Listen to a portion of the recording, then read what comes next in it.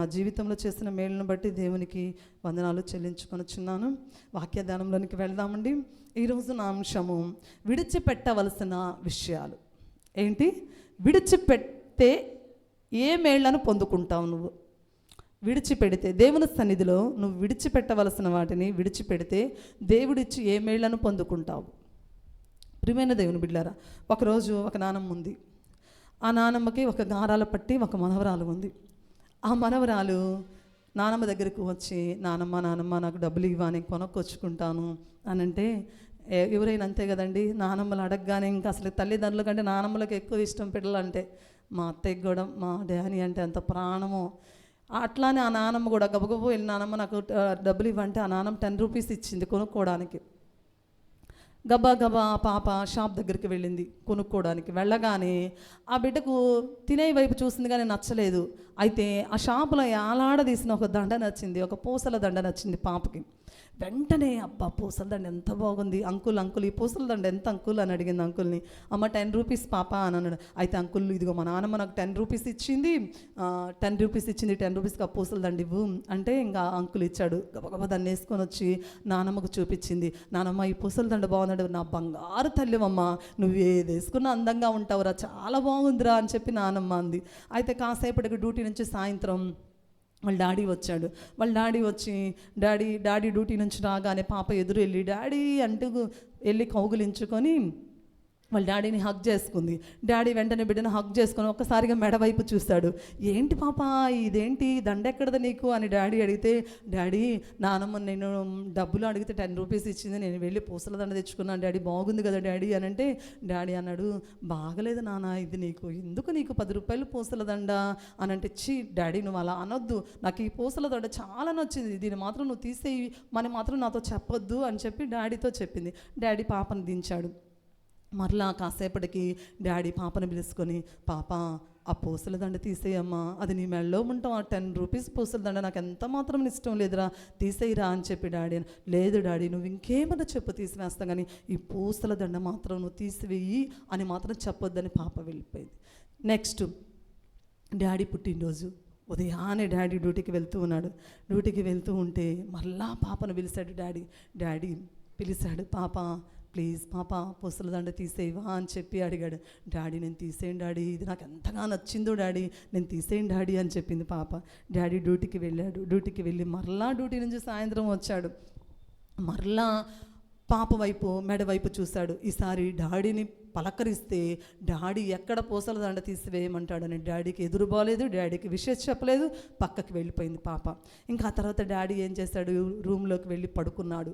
పడుకొని, ఏంటి నా బిడ్డ ఆ పూసల దండ వేసుకుంది, నా బిడ్డకు చాలా స్థితినిచ్చాను నేను, ఆ 10 రూపీస్ పూసల దండ వేసుకోవటం నా బిడ్డకి ఎంత మాత్రం నాకు ఇష్టం లేదని చెప్పి ఆలోచిస్తూ ఆ డాడీ ఇట్లా పడుకున్నాడు.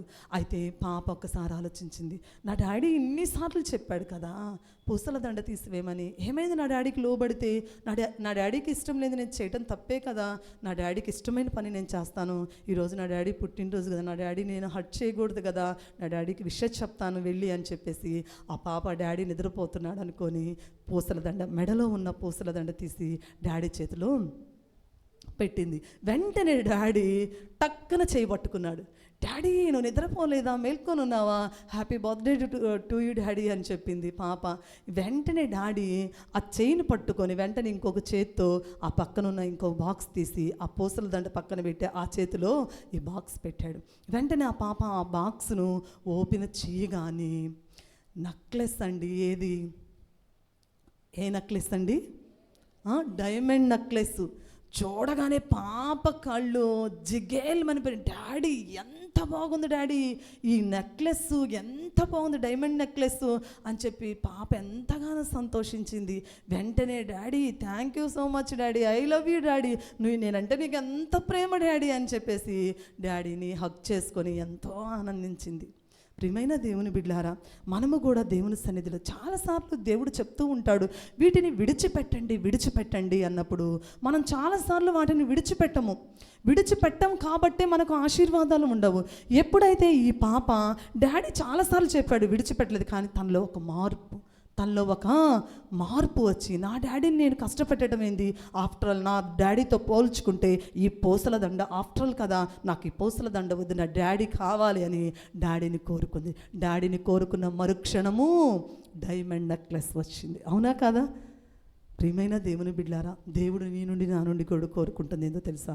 తనకు అవిధేయకరమైన విషయాలన్నిటిని విడిచిపెడితే దేవుడు నూతనమైన ఆశీర్వాదాలతో, నూతనమైన మేళ్లతో, నూతనమైన కృపలతో ఆయన నింపుతాడు. మనం ఎప్పుడు చాలాసార్లు మనం అనుకుంటూ ఉంటాము, నేను వీటిని విడిచిపెట్టనని. దేవునికి అయిష్టత కలిగించే విషయాలు మనం పట్టుకున్నంతసేపు మన జీవితంలో ఏ మేలు జరగదు, ఏ ఆశీర్వాదము ఉండదు, ఏ కృపను మనము పొందుకోలేము. ఎప్పుడైతే తండ్రి మాటకు మనం విధేయత చూపిస్తామో, తండ్రి చెప్పిన బాటలో మనం నడుస్తామో, అప్పుడు ఎనలేని కృపను దేవుడు నీకు నాకు అనుగ్రహిస్తాడు. చూడండి, ఇప్పుడు కొంతమందిని మనం కొన్ని జీవితాలను చూద్దాం. వీరు విడిచిపెడితే ఎలాంటి మేళ్లను పొందారు, వీళ్ళు విడిచిపెడితే ఎలాంటి జీవితాన్ని జీవించారు, వీళ్ళు విడిచిపెడితే ఎలాంటి గొప్ప ఆశీర్వాదాలు పొందుకున్నారో చూద్దాము. ఆదికాండం 12వ అధ్యాయం తీయండి. ఆదికాండం 12వ అధ్యాయం చదవండి. 1 నుంచి 3 వచనాలు తీసిన వాళ్ళు పెద్దగా.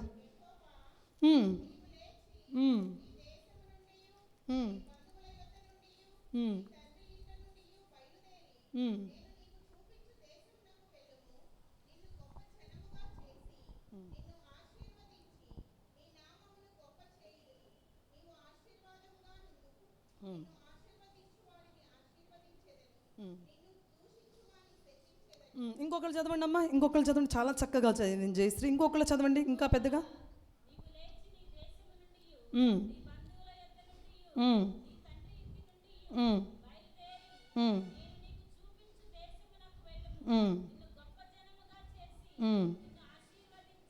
నిన్న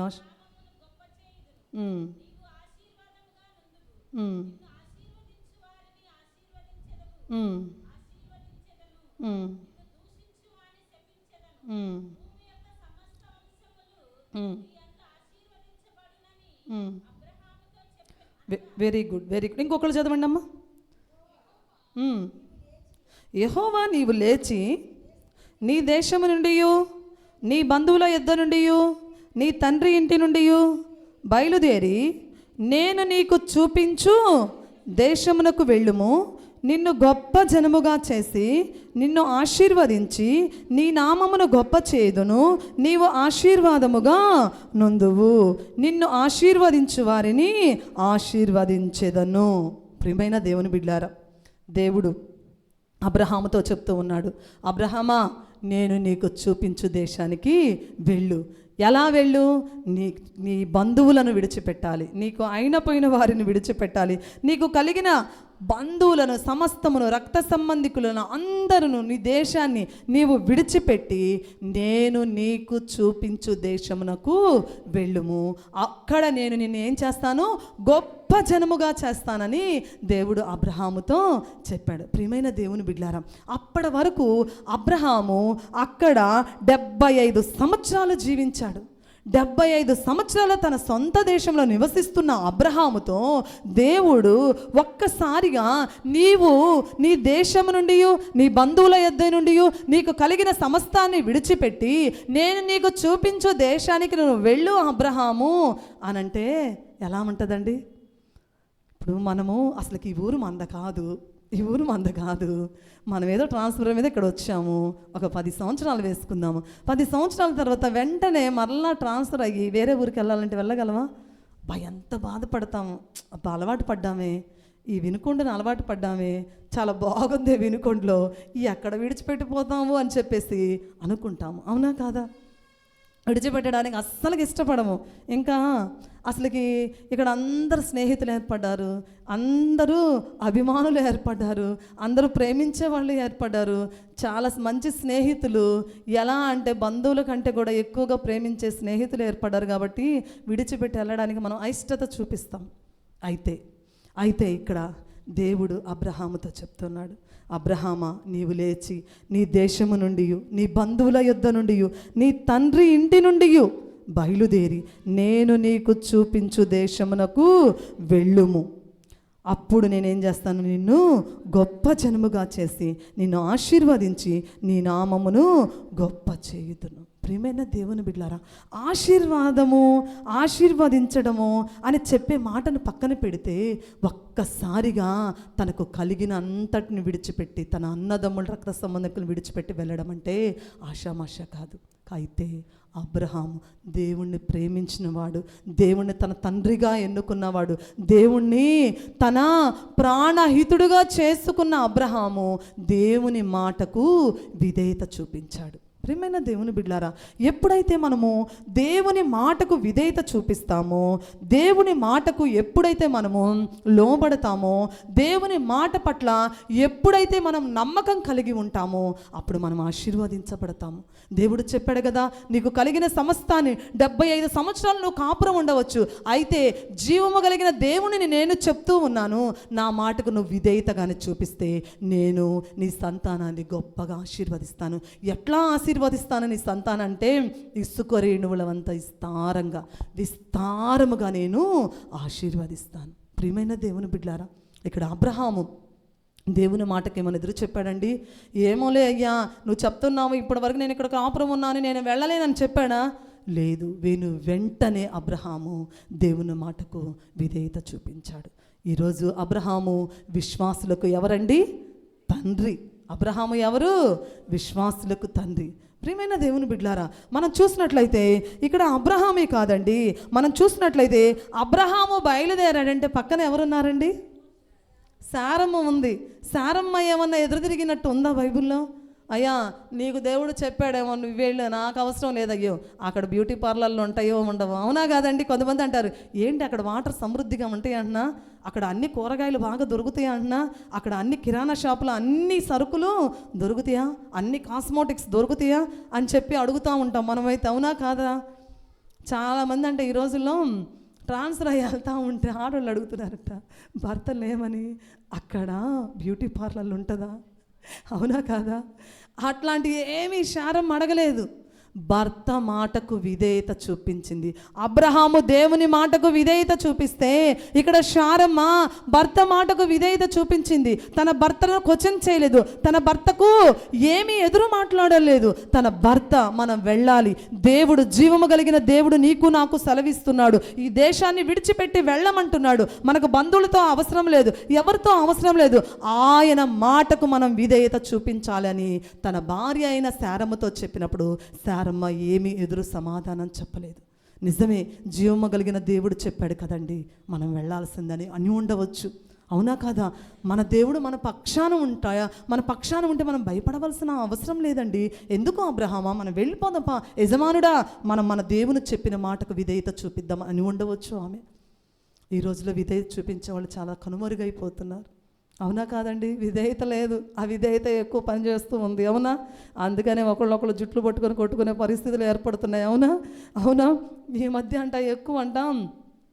మనం మేము పోతుంటే, ప్రయాణం అయిపోతుంటే ఒక సిస్టర్ అంటుంది, ఈ రోజుల్లో పాస్టర్ గారండి భర్తలు దగ్గర ఉంటున్నారు కానీ భార్యలు పెత్తనమే ఎక్కువైపోతుందండి. అవునా కదా? భార్యలు దాన్నే పొజిషన్కి లెగుస్తున్నారంట. అలా ఉండకూడదు. దేవుని బిడ్డలుగా, క్రైస్తవులుగా అలా ఉండకూడదు. దేవుని మాటకు, యజమానుడి మాటకు మనం ఏం చేయాలంటే విధేయత చూపించాలి. ఇక్కడ చూపించినట్లయితే నా అంశం అది కాదు, కానీ ఇక్కడ శారమ్మ అబ్రహాముకు విధేయత చూపించింది. అవునా కాదా? భర్త అడుగు జాడల్లో ఈమె నడిచినట్లు మనం దేవుని వాక్య భాగంలో చూడగలం. ప్రియమైన దేవుని బిడ్డలారా, ఇక్కడ అబ్రహాము సొంత జనాంగాన్ని, సొంత ప్రాంతాన్ని, సొంత బంధువులను విడిచిపెట్టి నడిచాడు. దేవుడు అబ్రహామును విడిచిపెట్టాడా? వృద్ధాప్యంలో ఉన్న అబ్రహామును దేవుడు ఏం చేశాడు? జ్ఞాపకం చేసుకున్నాడు. అప్పటి వరకు అబ్రహాముకు పిల్లలు లేరు, శారమ్మ గొడ్రాలుగా ఉన్నది. అయితే దేవుడు చెప్పాడు, నా మాటకు కూడా నువ్వు విధేయత చూపిస్తే నేను నీ జనాంగాన్ని ఇసుక రేణువుల వంత విస్తారముగా ఆశీర్వదిస్తాను అని చెప్పినప్పుడు దేవుడు అబ్రహాము దేవుని మాటకు విధేయత చూపించాడు కాబట్టి శ్రేష్టమైన ఇస్సాకును పొందుకున్నాడు. ఈరోజు అబ్రహాము సంతానాన్ని దేవుడు ఏం చేశాడండి?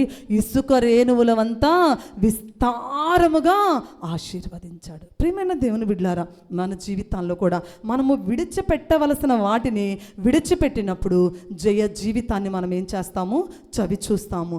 జయ జీవితాన్ని మనం చవి చూస్తాము. మనం విడిచిపెట్టము. ఈ లోకంలో ఉన్న ఈ లోకాన్ని మనం అస్సలకి విడిచిపెట్టము. ఈ లోకంలో ఉన్న ఆశలను విడిచిపెట్టము. ఈ లోకంలో ఉన్న నేత్ర ఆశలను అస్సలకి విడిచిపెట్టము. ఏమి విడిచిపెట్టకుండా, దేవుని మాటకు విధేయత చూపించకుండా ఆశీర్వాదాలన్నీ నేను కోసుకోవాలండి. అవునా కదా? చెట్టుకు మామిడికాయల సీజన్ వస్తుంది కదండి. చక్కగా చాలా మంది చెట్టు కనపడితే చాలా అబ్బా చెట్టుకు కాసిన కాయలు అని టపటపా చాలా కోసుకుంటారు. అట్లానే దేవుని మాటకు విధేయత చూపించకుండా, అయ్యా నువ్వు ఇచ్చే ఆశీర్వాదాలన్నీ నేను కోసుకోవాలయ్యా అని కూడా ఎక్కడ? ప్రియమైన దేవుని బిడ్డలారా, అబ్రహాము దేవుని మాటకు ఏం చేశాడు అంటే విధేయత చూపించాడు. విడిచిపెట్టవలసిన వాటిని విడిచిపెట్టమన్నప్పుడు తన దేశాన్ని, తన బంధువులను, తనకు కలిగిన సమస్తాన్ని విడిచిపెట్టినప్పుడు దేవుడు అబ్రహామును ఇసుక రేణువులంత విస్తారముగా ఆశీర్వదించాడు. అబ్రహాము వీటన్నిటిని విడిచిపెట్టి మొదటిగా దేవుణ్ణి వెంబడించాడు కాబట్టి గొప్ప విజయాన్ని చవి చూశాడు. ఏం చేశాడండి అబ్రహాము? అన్నిటిని విడిచిపెట్టి ఎవరిని వెంబడించాడు? దేవుణ్ణి వెంబడించాడు కాబట్టి అబ్రహాము సంతానము, అబ్రహాముకు కలిగిన సమస్తము గొప్ప విజయాన్ని చవి చూశారు. మనము కూడా మన జీవితాల్లో దేవుని మాటకు విధేయత చూపించి ఆయన విడిచిపెట్టమన్న వాటిని మనం విడిచిపెట్టినప్పుడు జయ జీవితాన్ని మనం ఏం చేస్తామండి?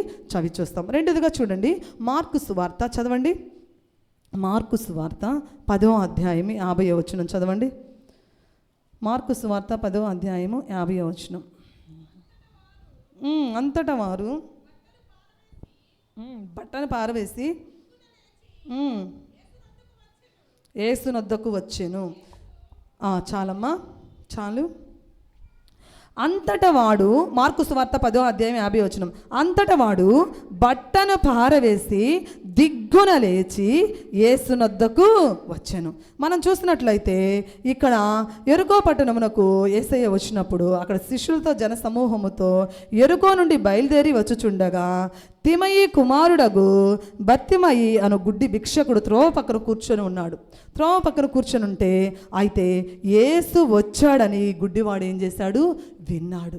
గొప్ప దేవుడు, కుంటివారికి కాళ్ళు ఇస్తున్న దేవుడు, గుడ్డివారికి చూపుని ఇస్తున్న దేవుడు, అనేక దయ్యముల చేత బాధపడుచున్న వారికి విడుదలనిచ్చిన గొప్ప దేవుడు ఈరోజు ఈ మార్గము గుండా వెలుచు ఉన్నాడు. నేను స్వస్థత పొందాలి. గుడ్డివాడేమనుకున్నాడండి?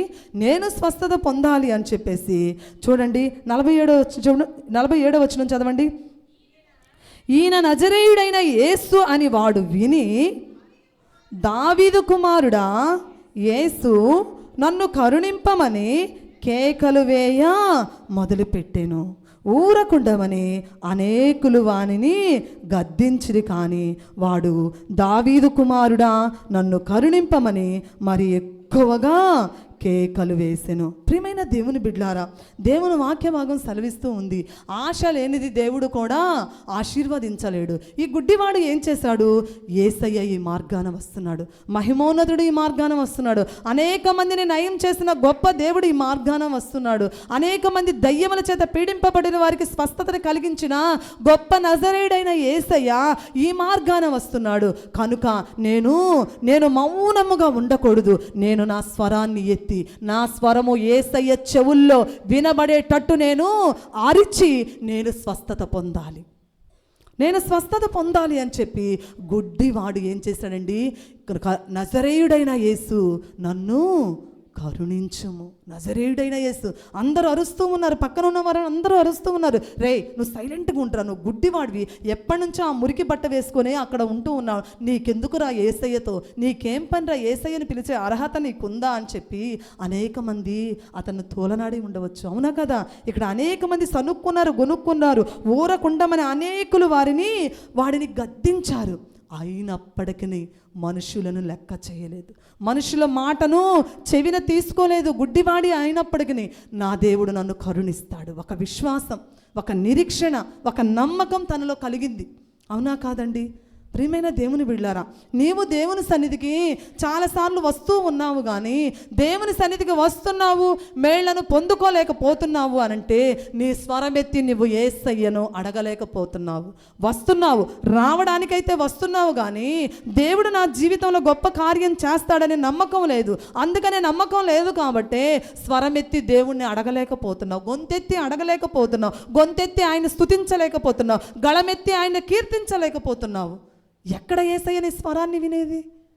మౌనంగా వస్తున్నావు, మౌనంగా వెళ్ళిపోతున్నావు. నా జీవితంలో మేలు లేదని దేవుణ్ణి నిందించుకుంటూ తిరుగుతూ ఉన్నావు.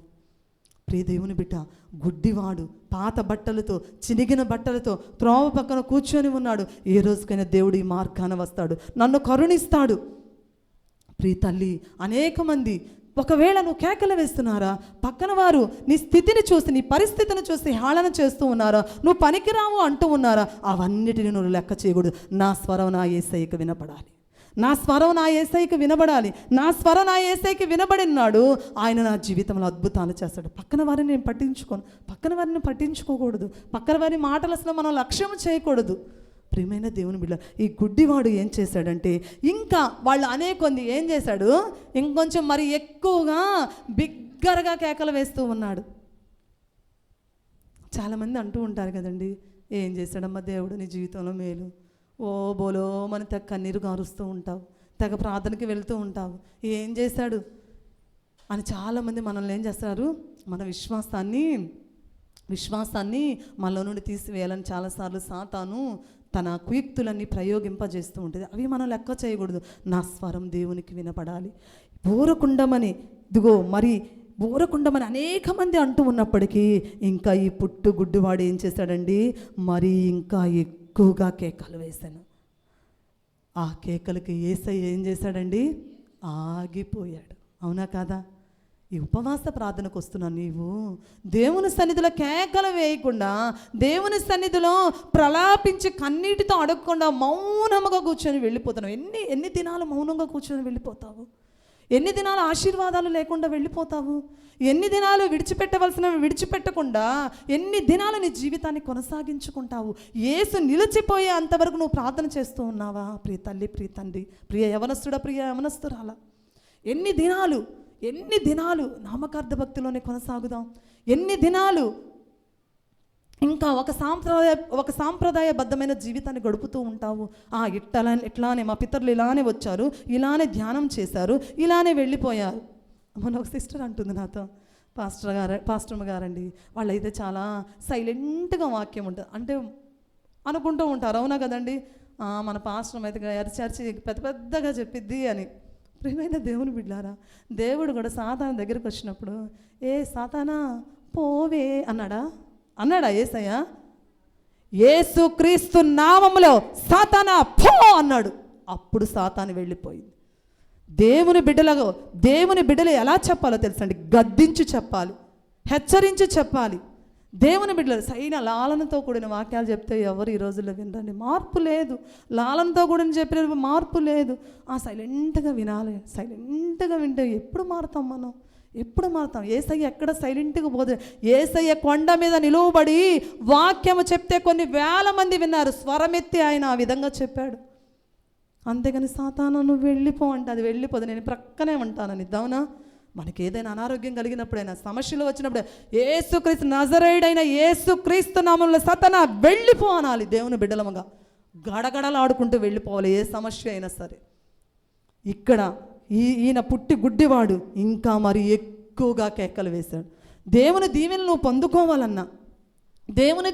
పొందుకోవాలన్నా మనం ఏం చేయాలంటే గట్టిగా దేవుణ్ణి అడగాలి. మనం గొడవాడతాం కదండి, భర్త చీర తేకపోతే ఏం చేస్తాం మనం? ఇంకా ఆ రోజు చూడాలి. అవునా? ఆ రోజు చూడాలి. పెళ్లి రోజు పొరపాటున పాపం ఆయన జ్ఞాపకం పెట్టుకోలేదా, ఆ రోజు చూడాలి. తెడ్డిరిగిద్దో, కట్టిరిగిద్దో, పప్పు గుత్తి ఇరిగిద్దో. అవునా? వాటిల్లో మాత్రం మనం పెద్దగా మనకు నచ్చని విషయాలు ఎవరన్నా మాట్లాడారనుకో, అప్పుడు చూడాలి మన వాయిస్లు ఎలా రేజ్ అవుతాయి. ఏమి అక్కడ వాయిస్ రేజ్ చేసే బదులు నీ దేవుని సన్నిధిలో రేజ్ చేయి. దేవుని సన్నిధిలో రేచేయి, అడుగు. ఈ పుట్టి గుడ్డివాడు అడుగుతూ ఉన్నాడు, దేవా నన్ను కరుణించుము, నజరేయుడైన యేసు ఒక్కసారి నా దైన పరిస్థితిని చూడయా, ఒక్కసారి ఈ రోత బ్రతుకును చూడయా, ఒక్కసారి ఈ పాపి ప్రార్థనను నువ్వు ఆలకించయా, ఒక్కసారి ఆగిపోయా అంటే యేసయ్య పాప చిత్తుడైన ఆ గుడ్డివాని దగ్గర స్టాప్ అయ్యాడు. నీ ప్రార్థనకి ఎందుకు ఆగిపోవటం లేదు దేవుడు? ఎందుకు నీ ప్రార్థన అంగీకరించటం లేదు? ప్రియ తల్లి, ప్రియ తండ్రి, ఒక్కసారి యోచన చేయి, ఒక్కసారి ఆలోచించు. ఈ పుట్టి గుడ్డివాడు ఇంకా మరి ఎక్కువగా దేవుని సన్నిధులండి మనం గళమెత్తి ప్రార్థించాలి, గొంతెత్తి స్తుతించాలి, ఆయన్ని గొంతెత్తి ఆరాధించాలి.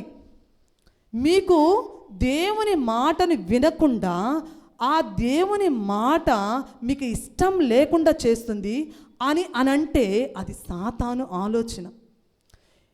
ఒక సేవకుడు కానీ సేవకురాగాలని వాక్యం చెప్తూ ఉందంటే అది నీకు ఇరిటేషన్ కలిగింది అని అంటే అది సాతానుడు కలిగిస్తుందని గుర్తుపెట్టుకోండి ప్రియ తల్లి తండ్రి. ఎప్పుడు దేవుని వాక్యం ఇరిటేషన్ కలగదా అండి? అది ఇది అని ఎప్పుడు సాకులు మనకు రావు. ప్రశాంతంగా మేము వెళ్ళామండి, గుండెలో దలిబుట్టే శబ్దం, ఎంత ఆహ్లాదకరం అనిపించిందో, ఎంత ఆనందం అనిపించిందో. ఓమ పరలోకంలో ఉన్నానా ఏందని గొప్పకన కళ్ళు తిరిగి చూసే పరిస్థితులు వచ్చినాయి. ప్రియమైన దేవుని బిడ్డలారా, చాలామంది అనుకుంటూ ఉంటారు శబ్దం ఎక్కువైంది, అది ఎక్కువైంది, ఇది అది సాతాను కలిగిస్తుందండి. దేవుని బిడ్డల వాటిని జయించుకొని మనం ముందొచ్చి కూర్చొని దేవుని వాక్యాన్ని వినేవారముగా ఉండాలి. అవునా కాదా? అలా ఉండాలి. ఇక్కడ మన పుట్టి గుడ్డివాడు ఎట్లా ఇంకొంచెం బిగ్గరగా యేసు దావీదు కుమారుడా నన్ను కరుణించుము అన్నప్పుడు యేసయ్య నిలిచిపోయాడు. మన ప్రార్థన కూడా ఏ విధంగా ఉండాలి? యేసయ్యను స్టాప్ చేసేదిగా ఉండాలి. ఒకవేళ ఇక్కడ మహిమా స్వరూపుడుగా సంచరిస్తున్నాడు ఈ ఉపవాస ప్రార్థనలో, ఇప్పుడు కాసేపటికి మనందరం ప్రార్థన చేయబోతున్నాము. నువ్వు నీ స్వరము నువ్వు ఎత్తి ప్రార్థించేటప్పుడు యేసయ్య నీ దగ్గరకు వచ్చేటప్పుడు స్టాప్ అవ్వాలి. నా బిడ్డ ఏం ప్రార్థన చేస్తుంది? ఇదిగో తెరిసా తల్లి, నా తెరిసా తల్లి ఏం ప్రార్థన చేస్తుందో, నా అరుణమ్మాయి నా కుమార్తె ఏం ప్రార్థన చేస్తుందో, నా ఆదర్శ ఏం ప్రార్థన చేస్తుంది, అవునా కదా, నా సౌజీ ఏం ప్రార్థన చేస్తుందో, నా బిడ్డ దగ్గర నేను ఆగిపోవాలి. నా బిడ్డ ఏం ప్రార్థన చేస్తుందో నేను వినాలి. నా బిడ్డ ఏం అడుగుతుందో నేను వినాలి. నా బిడ్డ ప్రార్థన నేను ఆలకించి ప్రతి ప్రార్థన నేను సఫలపరచాలన్న మనసు యేసయ్యకి కలిగే విధంగా నువ్వేం చేయాలంటే దేవుణ్ణి అడగాలి. ఇక్కడ పుట్టి గుడ్డివాడు ఇంకా మరి ఎక్కువగా కేకలు వేస్తాడు. అప్పుడు యేసు నిలిచి వాణ్ణి పిలువుడని చెప్పగా వారా గుడ్డివాడిని పిలిచి ధైర్యము తెచ్చుకోము, ఇదిగో పుట్టి గుడ్డివాడు సాధించావు కదరా అని ఉంటారు. అవునా కదా? ఏరా సాధించారు. గుడ్డివాడు అయ్యి పాత చినిగిన బట్టలు వేసుకొని గొప్ప దేవుణ్ణే ఆపించే పరిస్థితికి వచ్చావురా. అవునా కదా? జగన్ ఇప్పుడు ఏదో చేస్తున్నాడు కదండి, సిద్ధం సభ. గబక్కన మన దగ్గరకు వచ్చి ఆగాడనుకో, అబ్బాయి ఇంకా మనకు సంబరాలు ఏమై అంబరాన్ని అంటుతాయి. అవునా కదా? జగన్ కానీ పోతా వచ్చి మనం ఆ రోడ్డు మీద నిలబడి అమ్మ లిడియా నీకోసమే వచ్చారంటే ఆ సంబరాలు ఏమవుతాయి? అంబరాన్ని అంటిపోతాయి. అవునా? దేవాతి దేవుడే నిలువబడి పిలవండి, నా బిడ్డని పిలవండి, గొంతెత్తి స్వరం ఎత్తి వేదనతో నన్ను అడుగుతూ ఉన్నాడు, పిలవండి అన్నప్పుడు వాళ్ళు ఏం చేశారంటే అప్పుడు యేసు నిలిచి వాడిని పిలువుడు అని చెప్పగా వారు ఆ గుడ్డివాడిని పిలిచి ధైర్యం తెచ్చుకో, ఇంకెందుకు, జీవాధిపతి నిన్ను పిలుస్తూ ఉన్నాడు, జీవాధిపతి నిన్ను తన దగ్గరకు రమ్మంటూ ఉన్నాడు, ఇది మహిమా స్వరూపుడైన దేవుడే నీ దగ్గరకు వచ్చి నిన్ను తన దగ్గరకు పిలుస్తూ ఉన్నాడు, ఇంకా రారా అని చెప్పి ఆయన్ను ధైర్యం తెచ్చుకొనము, ఆయన నిన్ను పిలుచుచున్నాడు లెమ్మని వానితో చెప్పిరి. అంతట వాడు బట్టను పారవేసి ఏం చేశాడు? దిగ్గున లేచి యేసునొద్దకు వచ్చాడు. అప్పటి వరకు పాత జీవితం, రోత జీవితం, మురికి జీవితాన్ని అనుభవించిన గుడ్డివాడు ఏం చేశాడంటే ఇక ఈ ప్రాచీన జీవితం నాకు వద్దు, ఈ ప్రాచీన బ్రతుకు నాకు వద్దు, దీని శాశ్వతంగా పరిష్కారాన్ని నా దేవుడు నాకు ఇస్తున్నాడని వాడు వెంటనే లేచి ఏం చేశాడు? పాత బట్టను, ఇంకా అసలు వాడికి ఎంత కోపం వచ్చి ఉంటుంది. అవునా కదా? ఈ రోత బ్రతుకు ఎన్నాళ్ళు జీవించాను, దేవుడు నాకు ఒక విముక్తిని ఇస్తున్నాడు. ఆ పాత బట్టను తీసి ఆ ముళ్ళ కంచెలో వేస్తుంటాడు. అవునా కదా? పాత బట్టను పారవేసి దిగ్గున లేచి యేసయ్య దగ్గరికి వచ్చాడు. ప్రియమైన దేవుని బిడ్డలారా, మన జీవితాల్లో కూడా మురికిగా ఉన్న మన జీవితాన్ని, ప్రాచీన స్వభావాన్ని, ప్రాచీన ఆలోచనలను, ప్రాచీన తలంపులను, ప్రాచీన జీవితాన్ని విడిచిపెట్టి యేసయ్యను ఈ ఉపవాస ప్రార్థనలో కోరుకో. ప్రియ తల్లి, ప్రియ తండ్రి, ఏమని కోరుకుంటావు? నూతన స్వభావాన్ని నాకివ్వు, నూతన బట్టను నాకివ్వు, నూతన స్వభావాన్ని, నూతన మనసును, నూతన తలంపులను, నూతన క్రియలను యేసయ్యా నీవు నాకు దయచేయాలని నువ్వు అడిగినట్లయితే దేవుడు నీకు ఇవ్వడానికి సంసిద్ధముగా ఉన్నాడు. ప్రియ తల్లి, ఈ ఉపవాస ప్రార్థనలు ఇక్కడ వీడేం చేశాడు? బట్టను పారవేయ సాగాడు. అనగా పాత స్వభావాన్ని తీసివేసి నూతన స్వభావాన్ని, మురుకు కంపు కొట్టుకునే జీవితాన్ని విడిచిపెట్టి నూతన జీవితంలోకి అడుగుపెట్టాడు. వెంటనే యేసయ్య ఏం చేశాడు? వాడికి స్వస్థత వచ్చింది. పుట్టిగుడ్డు వాడు ఏం చేశాడు? చూపును పొందుకున్నాడు. ప్రియ తల్లి, వాడు పాత బట్టను విడిచిపెట్టి నూతన జీవితాన్ని కొనసాగించాడు. మనము కూడా ఈ ఉపవాస ప్రార్థనలో యేసయ్యా, ఈ ప్రాచీన స్వభావాన్ని విడిచిపెడుతున్నాను, ఈ పాత మురికి జీవితాన్ని విడిచిపెడుతున్నాను. ఇప్పటి వరకు ఒకవేళ విడిచిపెట్టలేదా? దేవుని సన్నిధిలో ప్రార్థన చేయి. ఉపవాస ప్రార్థన, యేసయ్యా, పాత రోత జీవితాన్ని నేను విడిచిపెడతాను, పాత రోత జీవితాన్ని విడిచిపెడతాను. నేను చేసే ప్రార్థన నువ్వు ఆగిపోయే విధంగా ఉండాలి. పుట్టి గుడ్డివాడు పాత బట్టలతో మురికి జీవితం అనుభవిస్తున్నా ఆ గుడ్డివాడి మాటకే యేసయ్య స్టాప్ అయిపోతే, ఆగిపోతే, ఇన్ని దినాల నుంచి దేవుని సన్నిధిలో గడుపుతున్నావు, నీ ప్రార్థనకి ఎందుకైనా ఆగిపోడు. దేవుని సన్నిధిలో ప్రియ తల్లి ప్రార్థన చేసుకో.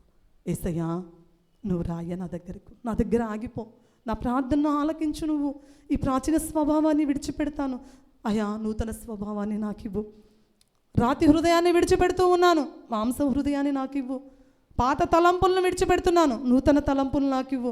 పాత క్రియలను విడిచిపెడుతున్నాను, నూతన క్రియలు నాకు ఇవ్వు. నీ వలె మృదువైన స్వభావం, సాధువైన స్వభావం, అక్షయ అలంకారాన్ని ధరించుకునే కృపను నాకు ఇవ్వయ్యా. పుట్టి గుడ్డివాడు పాత జీవితాన్ని విడిచిపెట్టినట్టు మనము కూడా ప్రాచీన జీవితాన్ని విడిచిపెడితే మనం జయ జీవితాన్ని చవి చూస్తాము. అదేవిధంగా చూడండి, యోహాను సువార్త 4వ అధ్యాయము, యోహాను సువార్త 4వ అధ్యాయము 28వ వచనం చదవండి. ఆ స్త్రీ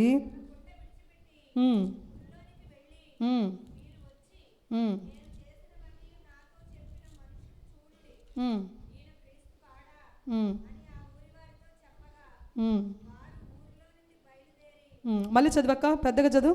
ఆ స్త్రీ తన కుండను విడిచిపెట్టి ఊరిలోనికి వెళ్ళి. ప్రియమైన దేవుని బిడ్డలారా, ఆ స్త్రీ ఏం చేసిందండి? ఎవరు ఈ స్త్రీ చెప్పండి? సమరయ స్త్రీ. ఒకరోజు యేసయ్య మధ్యాహ్న కాలమందు ఏం చేశాడండి? చూడండి, యోహాను సువార్త 4వ అధ్యాయము, యోహాను సువార్త 4వ అధ్యాయం 6వ వచనం. అక్కడ యాకోబు బావి ఉండెను గనుక ఆయన యేసు ప్రయాణంలో అలసి ఉన్న రీతినే ఆ బావి వద్ద కూర్చుని. యేసయ్య ఏం చేశాడు? యాకోబు బావి దగ్గర ఉన్నాడు.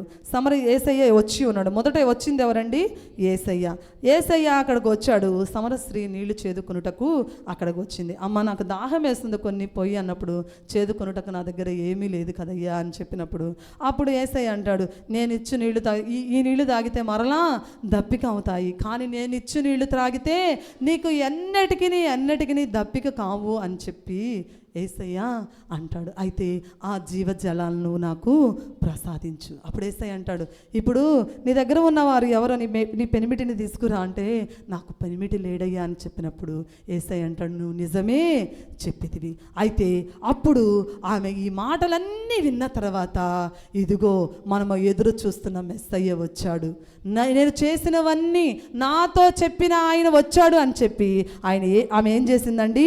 కుండను విడిచిపెట్టి, ఇప్పుడు చదవండి, ఆ స్త్రీ తన కుండను విడిచిపెట్టి ఊరిలోనికి వెళ్ళి, మీరు వచ్చి నేను చేసి ఉన్నవన్నీ నాతో చెప్పిన మనిషిని చూడుడి, ఈయన క్రీస్తు కాడా అని ఆ ఊరి వారితో చెప్పగా. ప్రియమైన దేవుని బిడ్డలారా, నేను మెస్సయ్యను చూశాను. నేను చేసినవన్నీ, నేను చేసిన తప్పులు, నేను చేసిన పాపాలు, నేను చేసిన దోషాలు, నేను చేసిన అతిక్రమాలు, నేను చేసినవన్నీ నాతో చెప్పిన ఆయనను నేను చూశాను, రండి మీరు కూడా అని ఆ దినాల్లో ఆమె ఏం చేసింది? సమరయ స్త్రీ యేసయ్య గురించి మొట్టమొదటిగా సత్య సువార్తను తెలియపరిచింది. పాపపు కుండను ఆమె ఏం చేసింది? విడిచిపెట్టింది. ప్రియమైన దేవుని బిడ్డలారా, ఇక్కడ ఆమె తన కుండను విడిచిపెట్టింది. కుండను విడిచిపెట్టి దేవుని సత్య సువార్తను వినిపించింది. రండి, నేను చేసినవన్నీ నాతో చెప్పిన ఆయన్ను చూద్దాం రండి అన్నప్పుడు జనమందరూ వచ్చారు ఆయన చూడడానికి. ప్రియమైన దేవుని బిడ్డలారా, దేవుని సత్య సువార్త చాటి చెప్పడానికి ఏది అడ్డుగా మనకు ఉండకూడదు. దేవుని సత్య సువార్తను అడ్డు చెప్పడానికి ఏది మనకు అడ్డుగా ఉండకూడదు. పాపపు కుండను మనం ఏం చేయాలంటే విడిచిపెట్టినప్పుడు దేవుని గొప్ప కృపను మనము పొందుకుంటాము. చాలామంది అండి దేవుని సత్య సువార్తను చాటి చెప్పడానికి చాలా సిగ్గుపడుతూ ఉంటారు, అవమానపడుతూ ఉంటారు, ఎంతో ఎంతో హేళనగా చూస్తారని భయపడుతూ ఉంటారు. దేవుని బిడ్డలముగా క్రైస్తవులముగా యేసయ్య చేసిన ప్రతి అద్భుత కార్యాన్ని మనం ఏం చేయాలంటే 10 మందికి చెప్పాలి. పాపపు కుండని ఏమేం చేసింది? విడిచిపెట్టి సత్య సువార్తను చాటి చెప్పింది. మన జీవితాల్లో కూడా మురికి లాంటి మన జీవితాల్లో పాపం ఎన్నో పాపాలు ఉన్నాయి. మనం దేవుని సన్నిధిలో వాటన్నిటినీ ఒప్పుకొని ఆ కుండను మనం విడిచిపెట్టినప్పుడు మనం ఏం చేస్తామంటే నూతన కృపను మనం ఏం చేస్తాము? పొందుకుంటాము. చాలాసార్లు అండి దేవుని సన్నిధికి వస్తాము, కానీ మనం గతంలో చేసిన పాపాన్ని దేనిని మనం ఒప్పుకోకుండా మనం ఏం చేస్తామంటే ఆ పాపపు కుండను విడిచిపెట్టకుండా దాన్ని మన నెత్తి మీద ఎప్పుడు పెట్టుకుంటూ ఉంటాము. దేవుని బిడ్డలముగా మనం ఆ పాపపు కుండను విడిచిపెట్టాలి. దేవుని సన్నిధిలో నువ్వు ఎప్పుడెప్పుడు నువ్వు ప్రార్థన చేస్తూ ఉన్నావు అంటే ఉపవాస ప్రార్థనలో నీవు పుట్టినప్పటి నుండి నీకు అవగాహన ఉన్న వయసు కాడ నుంచి దేవునికి అవిధేయమైన కార్యాలు ఏమైనా చేసి ఉన్నట్లయితే ప్రతి కార్యాన్ని నువ్వేం చేయాలంటే ఉపవాస ప్రార్థనలో తలపోసుకోవాలి. పలానా సమయంలో నీకు వ్యతిరేకంగా నేను పాపం చేశానయ్యా, పలానా సమయంలో వ్యతిరేకంగా నీకు జీవించానయ్యా, పలానా సమయంలో వ్యతిరేకమైన మార్గంలో నేను నడిచానయ్యా, ఈ ఉపవాస ప్రార్థనలు నేను ఒప్పుకుంటున్నాను. నా పాపపు కుండను నేనేం చేస్తాను? విడిచిపెడతాను. అలనాడు సమరయ స్త్రీ విడిచిపెట్టినట్టు నేను నా పాపపు కుండను విడిచిపెట్టి సత్యవంతుడైన నీ గురించి 10 మందికి చాటి చెప్తానని ఒక తీర్మానం కూడా మనము తీసుకోవాలి. ప్రియ తల్లి, మన జీవితంలో ఏదో పాపం అంటే ఏదో చేస్తే కాదండి, ఒక చిన్న అబద్ధం కూడా పాపమే, ఒక చిన్న అబద్ధము పాపమే. నీ పొరుగువారి గురించి వ్యర్థంగా మాట్లాడుతున్నావంటే అది కూడా పాపమే. నీ పొరుగువారిని, నీ అయిన వారిని, నీ రక్త సంబంధికులను 10 మంది దగ్గర నువ్వు చులకనగా మాట్లాడుతూ ఉన్నావంటే అది కూడా పాపమే. ప్రియ తల్లి, ఆ పాపపు కుండను విడిచిపెట్టు. అన్యాయముగా ఎందుకు నీ రక్త సంబంధికుల మీద అపరాధం మోపుతూ ఉన్నావు? చాలామంది అండి నా సొంత అన్నను కూడా నేను క్షమించలేనండి, నా సొంత అక్కను కూడా నేను క్షమించలేనండి, నా సొంత తండ్రిని కూడా అప్పుడు చూస్తారు కానీ ఇప్పుడు నన్ను అదే ప్రేమతో చూడలేదండి. చాలామంది నిందలు మోపుతూ ఉంటారు. పాపం అండి, అది కూడా పాపమే. పాపపు కుండను విడిచిపెట్టాలి. యేసయ్య అందరినీ క్షమించాడు, అందరినీ క్షమించి అందరినీ హక్కును చేర్చుకుంటానన్నాడు కదా. ఈమె సమరయ స్త్రీ ఏం చేసింది? తన కుండను విడిచిపెట్టి యేసయ్య సత్య సువార్తను చాటి చెప్పింది. మనము కూడా మన జీవితాల్లో పాపపు కుండను మనం ఏం చేయాలి? విడిచిపెట్టాలి. ప్రియమైన దేవుని బిడ్డలారా, మనము కూడా ఆ విధంగా ఉండాలి, విడిచిపెట్టాలి. కానీ మనం ఏం చేస్తాము? విడిచిపెట్టము, దేనిని విడిచిపెట్టము, అన్నిటిని మనం ఏం చేస్తాము? గట్టిగా పట్టుకుంటాము. అవునా కదా? ఒకసారి కూడా ఒక యవనస్తుడంట కొండ మీద నడుస్తూ వెళ్తూ ఉన్నాడు. మంచి భక్తిపరుడే, యవనస్తుడు అయినప్పటికీ మంచి భక్తిపరుడే. కొండ మీద నడుస్తూ వెళ్తూ ఉంటే చీకటయిందంట. నడిచేటప్పుడే చీకటైంది. అనుకోకుండా కాలు స్లిప్ అయ్యి కిందకు జారి పడ్డాడు. కింద పడలేదు, వెంటనే ఒక చెట్టు దొరికిందంట. కొమ్మ పట్టుకొని వేలబడుతూ ఉన్నాడు. ఇంక వెంటనే ఆపద వచ్చిందంటే ఎవరు గుర్తొచ్చేది? వెంటనే చెప్పండి, యేసయ్యగా గుర్తొచ్చేది. ఆపద రానంతసేపు యేసయ్య తర్వాత చూసుకుందామని అంటాం. ఆపద వచ్చినప్పుడు యేసయ్యా కాపాడు అంటాం. అట్నే యవనస్తుడు ఆపద రాగానే యేసయ్యా నన్ను కాపాడయ్యా, నేను చచ్చిపోతున్నానయ్యా, నా ప్రాణం పోతుంది, నన్ను కాపాడంటే యేసయ్య అంట నిజమే కదా నా బిడ్డ అడుగుతూ ఉన్నాడని వచ్చి, రే యవనస్తుడా 2 చేతులు వదిలిపెట్టేసేయి అన్నాడంట. ఏంటయ్యా, కొండ మీద నుంచి నేను పడ్డాను, ఇప్పుడు ఈ కొమ్మను వదిలిపెడితే కింద పడతాను, నేను చచ్చిపోతాను. ఆ చచ్చిపోతాననే కదా నేను నిన్ను పిలుచుకుంది, నువ్వేంది నన్ను వదిలిపెట్టమంటున్నావు అంటే, నేను చెప్పా కదా నువ్వు వదిలిపెట్టు కొమ్మని అన్న, నువ్వెన్నన్నా చెప్పు, కొమ్మను మాత్రం నేను వదిలిపెట్టాను అన్నాడంటే యవనస్తుడు. ఇదిగో 3వసారి చెప్తున్నా, కొమ్మను వదిలిపెట్టేసాయి, నన్ను అడిగావు కదా కాపాడమని, నువ్వు కొమ్మను వదిలిపెట్టేసాయి అన్నాడంట. యవనస్తుడు అనంట, నువ్వేదైనా చెప్పయ్యా, నువ్వేం చెప్పి వెళ్ళిపోతావు, కింద పడితే నడ్డో తలో పగిలేది నాది ఇరిగేది, నడ్డిరిగిద్దో తల పగిలిద్దు, నేను కదా పడేది బాధ, నేను మాత్రం వదిలిపెట్టిన. సరే నీ ఇష్టం, నేను చెప్పాను, నేను వెళ్ళిపోతాను అనాదవనని యేసయ్య వెళ్ళిపోయాడంట. ఆ యవనస్తుడంట రాత్రి అంతా కొమ్మ పట్టుకొని ఏలబడతానే ఉన్నాడు. అమ్మ అనుకుంటే ఏలబడతా ఉన్నాడంట. తెల్లారిందంట. తెల్లారేసరికి కింద అయినా ఎంత లోతులో నేనున్నానని కింద చూస్తే జానడు కూడా లేడంట భూమికి. నైట్ అంతా ఏం చేశాడు? కొమ్మను పట్టుకొని యేసయ్య చెప్పినప్పుడు మాట వింటే సుఖమైన జీవితం వచ్చేదా? నరకయాతన అనుభవించకుండా ఉండేవాడ? చాలాసార్లు అంతేనండి. దేవుడు చెప్పినప్పుడు మనం ఏ మాటకు విధేయత చూపించము. దేవుడు అంటూ ఉంటాడు, ఇదిగో ఈ సమస్యను విడిచిపెట్టమ్మా అంటే విడిచిపెట్టం. ఎప్పుడైతే ఈ సమరీ స్త్రీ దేవుని మాటకు విధేయత చూపించిందో, పాపపు కుండను విడిచిపెట్టిందో, దేవుడు ఆమె జీవితాన్ని ఆశీర్వాదకరంగా తన గురించి సత్య సువార్తను వెదజల్లే భాగ్యాన్ని, దేవుడు ఆ గొప్ప అవకాశాన్ని, సదావకాశాన్ని ఆ సమరయ స్త్రీకి దేవుడు కల్పించాడు. దేవుని మాటకు మనం విధేయత చూపిస్తే ఎన్నో గొప్ప ఆశీర్వాదాలను పొందుకుంటాము. ప్రియమైన దేవుని బిడ్డలు, ఇక్కడ చూసుకుంటూ పోతే నేను చాలామందిని రాసుకున్నాను. యోసేపుని రాసుకున్నాను, దావీదుని రాసుకున్నాను, పౌలు గురించి రాసుకున్నాను, కానీ మనకు అంత సమయం లేదు. ఇక్కడ మనం చూసినట్లయితే అబ్రహాముతో దేవుడు చెప్పాడు, అబ్రహామా, నీవు నీ జనాంగాన్ని విడిచిపెట్టి, నీ సొంత వారిని విడిచిపెట్టి నేను చూపించే దేశానికి వెళ్తే నిన్ను ఇస్కురేణువులో అంత విస్తారంగా ఆశీర్వదిస్తానన్నప్పుడు అబ్రహాము తనకు కలిగిన సమస్తాన్ని విడిచిపెట్టి దేవుణ్ణి వెంబడించాడు. ఇస్కురేణువులు అంత విస్తారంగా ఆయన కుటుంబాన్ని ఆశీర్వదించాడు. అదేవిధంగా మనం చూస్తున్నట్లయితే పుట్టి గుడ్డివాడిని కూడా తన దేవుడు దగ్గరకు వచ్చి నిలిచాడు. ఆయన స్వరాన్ని విని తనలో ఉన్న ఆసక్తిని బట్టి వెంటనే ఆ పుట్టి గుడ్డివాడు ఏం చేశాడో తెలుసా? తన పాత బట్టను పారవేసినప్పుడు దేవుడు మరలా బిడ్డకు చూపును ఇచ్చాడు. తన పాత జీవితాన్ని, రోత జీవితాన్ని ఆయన తీసివేసి ప్రశాంతంగా యేసయ్య దగ్గరికి వెళ్ళినప్పుడు యేసయ్య చూపుని ఇచ్చి ఆశీర్వదించాడు. అదేవిధంగా సమరయ స్త్రీని కూడా మనం చూసినట్లయితే పాపములో ఉన్న ఆమెను దేవుడు హెచ్చరించినప్పుడు తన పాపాన్నంతటిని ఒప్పుకుంది, తన పాపపు కుండను విడిచిపెట్టింది. యేసయ్య గురించి సత్య సువార్తను వెదజల్లే గొప్ప అవకాశాన్ని దేవుడు కల్పించాడు. ప్రియమైన దేవుని బిడ్డలారా, అయితే విడిచిపెట్టకపోతే ఏమవుతుంది? విడిచిపెడితే వీరు ఇన్ని ఆశీర్వాదాలను చవి చూశారు, విడిచిపెట్టకపోతే ఏమవుతుంది అని అంటే మనం చూసినట్లయితే ఆదికాండము రెఫరెన్స్ తీయదు, చెప్పేస్తాను. ఆదికాండం 19వ అధ్యాయాన్ని కానీ మనం చూసినట్లయితే అక్కడ మనం చూసినట్లయితే లోతు కుటుంబం కనపడుతూ ఉంటుంది. లోతు కుటుంబం కనపడుతూ ఉంటుంది. అయితే దేవుడు హెచ్చరిస్తూ ఉంటారు, సొదొమ గొమొర్రా పట్టణాలను నేను నాశనం చేస్తున్నాను, వెళ్ళి లోతు కుటుంబానికి చెప్పండి అని దేవదూతలను పంపించినప్పుడు, అయితే వాళ్ళు పోయి చెప్పినప్పుడు లోతు కుటుంబం, ఎవరు నమ్మరు.